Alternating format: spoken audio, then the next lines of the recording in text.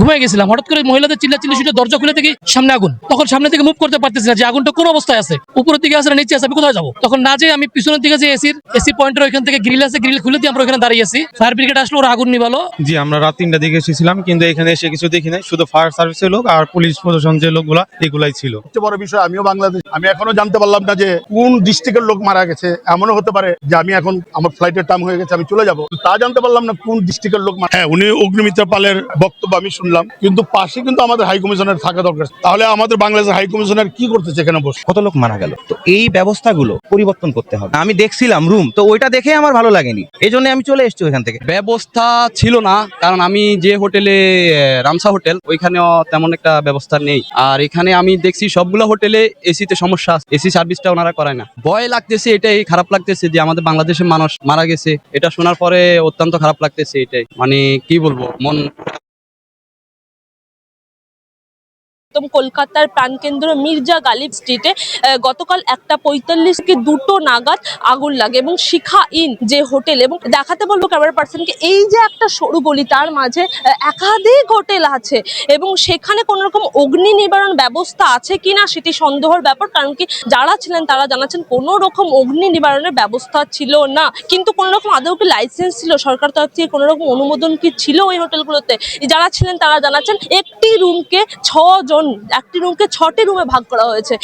এই যে এখান থেকে আগুন লাগলো, বাংলাদেশিরা কি বলছেন? তারা কি এই ভারতে আসতে ভয় পাচ্ছেন? তারা কি বলছেন সরাসরি শোনাবো আপনাদের। না, ওর পার্শ্ববর্তী পাশের হোটেলটা ছিলাম, যে হোটেলটা ঘটনা ঘটছে হোটেলটার নাম হলো শিখাইন, আর পাশে যে হোটেলটা আছে আদ্রিকা গেস্ট হাউস, আমি ওই হোটেলের গেস্ট ছিলাম। রাত্রে যখন 2:20 বাজে হঠাৎ করে মহিলাদের কিছু চিল্লাচিল্লি, আমি গতকালকে আসছি তো ক্লান্ত ছিলাম, টায়ার্ড ছিলাম, ঘুম থেকে ঘুমিয়ে গেছিলাম, হঠাৎ করে মহিলাদের চিল্লাচিল্লি শুনে দরজা খুলে দেখি সামনে আগুন। তখন সামনে থেকে মুভ করতে পারতেছি না যে আগুনটা কোন অবস্থায় আছে, উপরের দিকে আছে না নিচে আছে, আমি কোথায় যাবো। তখন না যেয়ে আমি পিছনের দিকে যে এসি পয়েন্টের ওইখান থেকে গ্রিল আছে, গ্রিল খুলে দিয়ে আমরা ওখানে দাঁড়িয়ে আছি। ফায়ার ব্রিগেড আসলো, ওরা আগুন নিভালো। আগুন নিভানোর পরে 3:45টার দিকে আমাদের রেস্কিউ করে সব বের করছে আর কি। জি, আমরা রাত ৩টার দিকে এসেছিলাম, কিন্তু এখানে এসে কিছু দেখি নাই, শুধু ফায়ার সার্ভিসের লোক আর পুলিশ প্রশাসন যে লোকগুলা এগুলাই ছিল।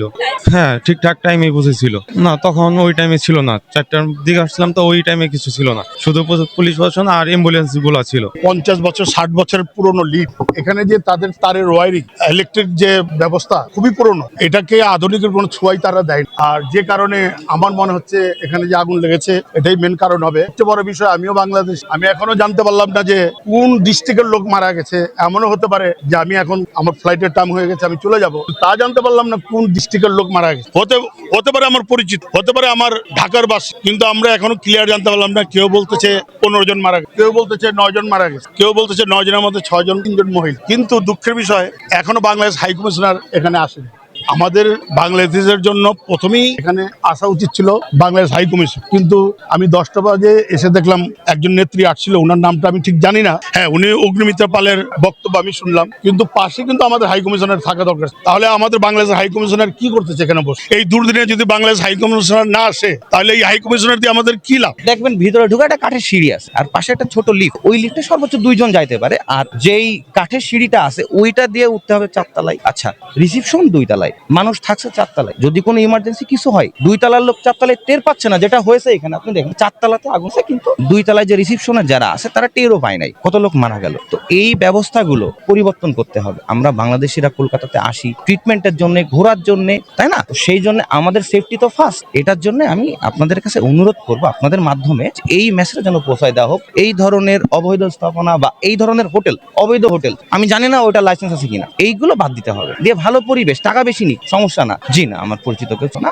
আমি পাশেই ছিলাম, আমার হোটেল ভালো আছে, ওটা ভালো আছে বলে আমি ওইখানে, ওটা সিঁড়ি বড় আছে, সাথে রিসিপশন এবং পরিবেশও সুন্দর। না, আমি দেখছিলাম রুম, তো ওইটা দেখে আমার ভালো লাগেনি, এই জন্য আমি চলে এসেছি ওইখান থেকে। আমি ভোর ওই যে 4টার দিকে যখন মা বাবা ফজর নামাজ পড়তে উঠছে, তখন নিউজটা হয়তো পাইছে, তখন কল করছে আর কি। ব্যবস্থা ছিল না, কারণ আমি যে হোটেলে রামসা হোটেল, ওইখানেও তেমন একটা ব্যবস্থা নেই। আর এখানে আমি দেখছি সবগুলো হোটেলে এসিতে সমস্যা আছে, এসি সার্ভিসটা ওনারা করায় না, ইলেকট্রিক ত্রুটি আছে, ইলেকট্রিক সার্ভিসগুলো সমস্যা আছে, সুইচগুলো সমস্যা আছে, যে কারেন্টের লাইটের সুইচ ফ্যানের সুইচ ওইগুলো সমস্যা আছে। ফায়ার সার্ভিস সাথে সাথে না, এখনো পর্যন্ত আমরা টোটালি খবর পাইনি, কারণ তাদের এখনো মনে হয় পরিচয়টা জানা যায়নি, এখনো কোনো নিউজ বা কোথাও থেকে আমরা খবর পাইনি। ভয় লাগতেছে, এটাই খারাপ লাগতেছে যে আমাদের বাংলাদেশের মানুষ মারা গেছে, এটা শোনার পরে অত্যন্ত খারাপ লাগতেছে। এটাই মানে কি বলবো, মন খারাপ হয়ে গেছে।